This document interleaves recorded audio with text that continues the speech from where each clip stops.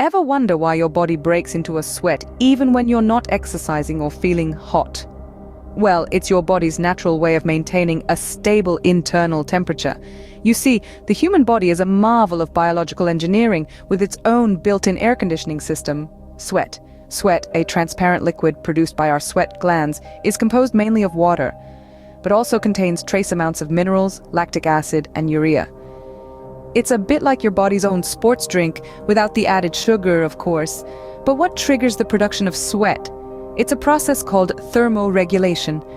When our internal body temperature rises, perhaps due to exercise, weather, or even stress, our brain sends a signal to over 2 million sweat glands nestled within our skin. These glands spring into action, secreting sweat onto the surface of the skin. As the sweat evaporates, it cools the skin and helps to lower our body temperature, ensuring we don't overheat. But it's not just about temperature control. Sweating also plays a role in maintaining our body's balance of fluids and electrolytes. So, while it might not be the most glamorous of bodily functions, sweating is vital for our well-being. Now, you may have noticed that sweat itself doesn't have a strong smell. So, where does that notorious body odor come from? It's actually not the sweat itself that smells. Rather, when the bacteria on our skin break down the sweat, they produce compounds that have a distinctive odor. So, sweating is a natural and necessary process, but why does it sometimes come with an unpleasant odor? Sweat itself is odorless, so what gives it that notorious smell? Let's delve into the science. Sweat is primarily composed of water, but it also carries with it small amounts of minerals, lactic acid, and urea. This concoction is secreted by our sweat glands, which are located all over our bodies, but are most concentrated in areas like our armpits, palms, and soles of our feet. Now here's the interesting part. The sweat we produce is initially odorless. It's the invisible life on our skin that gives sweat its distinctive smell. Our bodies are home to a bustling community of bacteria and other microbes. These microorganisms feast on the compounds present in our sweat, breaking them down into smaller parts. One group of bacteria, known as the Korean bacterium, is particularly fond of the fatty acids in our sweat, digesting it and producing a compound called thioalcohol. It's this thioalcohol that's responsible for the pungent smell we associate with sweat. Factors like diet, medication, and overall health can also influence the intensity of our sweat odor. For example, consuming foods rich in sulfur, such as garlic and onions, can intensify the scent. Certain medications can also alter the composition of our sweat, making it more appetizing for bacteria and leading to a stronger odor. Even stress can play a role. When we're stressed, our bodies produce a different type of sweat from a specific gland called the apocrine gland.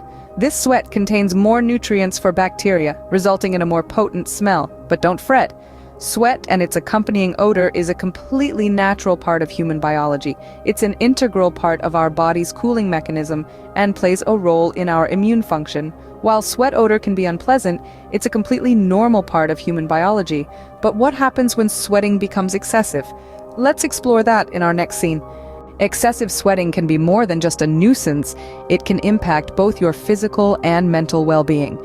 You see, when perspiration goes beyond the call of normal body cooling, it steps into the territory of a condition known as hyperhydrosis.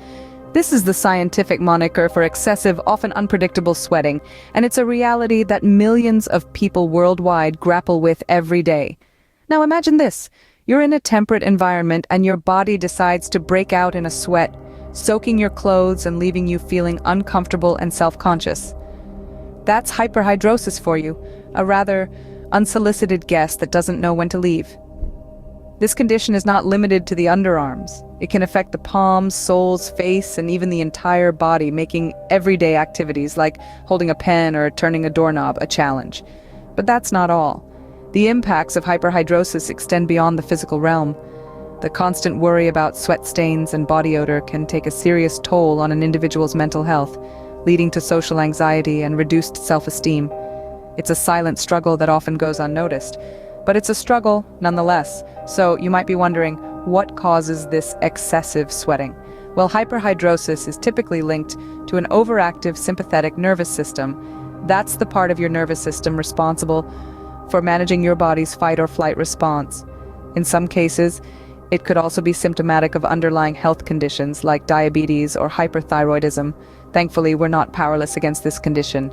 There are several treatment options available, ranging from prescription antiperspirants to medications and even surgical procedures. Each treatment has its pros and cons, and what works best varies from person to person. In the end, it's essential to remember that sweating, even excessive sweating, is a natural bodily function. It's not something to be ashamed of, but rather understood and managed. Now that we've understood the problem, let's explore some solutions. While sweat odor can't be completely eliminated, it can certainly be managed. Let's start with the basics. Maintaining good hygiene is the first and foremost step. Regular showers, especially after workouts or any strenuous activity, help wash away sweat before it has a chance to break down and emit an odor. Now, let's talk about clothing.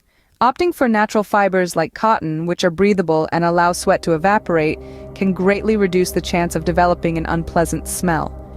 Similarly, changing out of wet or sweaty clothes as soon as possible can also help keep odor at bay. Another basic tip is the use of antiperspirants.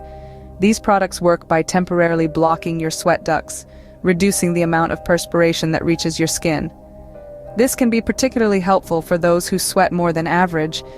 It's best to apply antiperspirants at night when your sweat glands are less active for optimal results. But what if you're not a fan of chemical-based products? Well, there are natural remedies available too. Some people swear by the use of apple cider vinegar or lemon juice, which can help balance the pH level of your skin and make it less hospitable for bacteria. However, these remedies should be used with caution as they can potentially irritate your skin. Then there are deodorants. Unlike antiperspirants, deodorants don't stop you from sweating. Instead, they work by neutralizing the smell of your sweat. They often contain fragrances to mask any residual odor. It's important to note that deodorants and antiperspirants are not mutually exclusive. Many products on the market combine both. So, you see, managing sweat and its associated odor doesn't have to be a complex process. It's all about finding what works best for you, whether that's sticking to the basics or experimenting with different products and remedies. Remember, sweating is a natural bodily function. It's not about stopping it, but about learning how to keep it under control. These are simple solutions. But what if you're looking for something more advanced? Let's delve into that in our next segment. Stay tuned. In the world of modern medicine, there are innovative solutions available for tackling excessive sweating. Let's dive into some of these advanced treatment methods. First on our list is botulinum toxin injections, more commonly known as Botox. Botox is not just for wrinkles anymore. It's been found to be incredibly effective in blocking the nerves that trigger sweat glands. Usually administered in the underarms, hands, feet, or face. These injections can reduce sweating in these areas by a staggering 80 to 90%. The downside? The results are temporary, lasting anywhere from 6 to 12 months, and the procedure can be quite costly. Next up, we have antiperspirants. This treatment involves passing a mild electrical current through water into the skin. It's typically used for treating sweaty hands and feet and can drastically decrease sweat production. However, it requires multiple sessions per week, and some people may find this sensation uncomfortable. Anticholinergic drugs are another option. These medications work by blocking the chemical messenger acetylcholine in its role of turning on the sweat glands. While effective, they do come with potential side effects, including dry mouth, blurred vision, and heart palpitations. Surgical procedures are also an option for those with severe hyperhydrosis. One such procedure is endoscopic thoracic sympathectomy, where the surgeon interrupts the transmission of nerve signals to the sweat glands. This is a permanent solution, but it's considered as a last resort due to potential side effects such as compensatory sweating, where other parts of the body sweat more to make up for the loss of sweat in the treated area. Finally, there's microwave therapy, a relatively new technology that uses microwave energy to destroy sweat glands. This procedure is non-invasive, but it's expensive and not many healthcare providers offer it yet. While these solutions may seem extreme, they can provide a permanent solution for those struggling with excessive sweating. It's always important to consult with a medical professional to understand the best approach for your individual situation. Sweating is a natural process, but it can become a problem when it's excessive or causes unpleasant odor. We've explored the fascinating world of perspiration, from its formation in our bodies to the science behind its unique scent. We've also delved into the issues surrounding excessive sweating, including the physical and mental health impacts it can have. We've shared some basic ways to combat unpleasant odor, like practicing good hygiene and using antiperspirants. And for those needing more advanced solutions, we've discussed innovative treatments from botulinum toxin injections to surgical procedures. Remember, there are many ways to manage sweating and maintain a feeling of cleanliness and freshness. It's all about finding what works best for you. After all, understanding our bodies is the first step towards taking good care of them. Thank you for spending your time with us today. Remember, it's your body, and understanding it is the first step towards taking good care of it.